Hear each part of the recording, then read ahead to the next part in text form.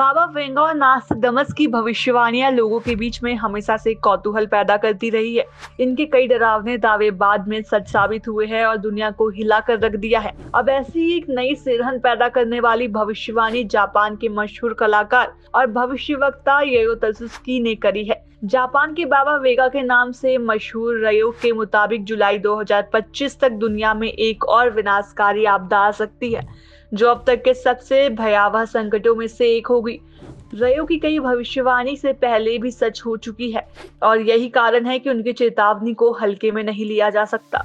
रयो तत्सुकी ने 1995 में अपनी डायरी में लिखा था कि 25 वर्ष बाद यानी 2020 में एक रहस्यमय वायरस सामने आएगा, जो अप्रैल में चरम पर पहुंच जाएगा, फिर कुछ समय के लिए शांत हो जाएगा, लेकिन 10 साल बाद फिर लौटेगा।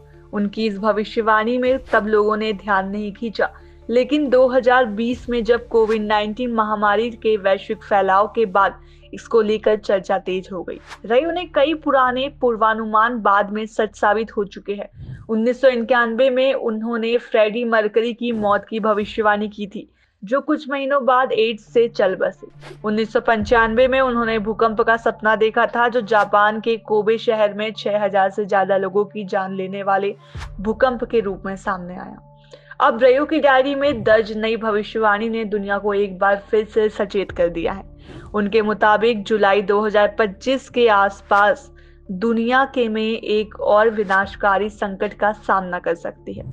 रयो ने चेतावनी दी है कि जुलाई 2025 में दुनिया एक विशाल सुनामी देखेगी, जो जापान में 2011 में आई सुनामी से 3 गुना ज्यादा होगी।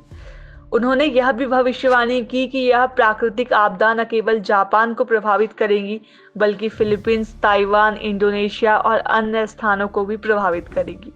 वैसे तो यह सुनामी जापान के आसपास आने की चेतावनी दी गई है, लेकिन इसने भारत के लिए भी चिंता की लकीरें खींच दी है। इससे पहले 26 दिसंबर में भारत में ऐसी ही एक विनाशकारी सुनामी झेल चुका है। यह सुनामी इंडोनेशिया के समुद्री क्षेत्र में आए भूकंप से उत्पन्न हुई थी, लेकिन इससे उठी समुद्र की विशालकाय लहरों ने दक्षिण भारत के कई राज्यों में भारी तबाही मचा दी। सुनामी सिर्फ पानी की एक बड़ी लहर ही नहीं होती, यह अपने साथ लाती है विनाश, विस्थापन और हजारों लोगों की जान की जोखिम में डालने वाली स्वास्थ्य आपदा स्थितियां। इसमें चोट, संक्रमण, जनजनित रोगों का प्रसार और मानसिक आघात जैसी समस्याएं उत्पन्न होती है।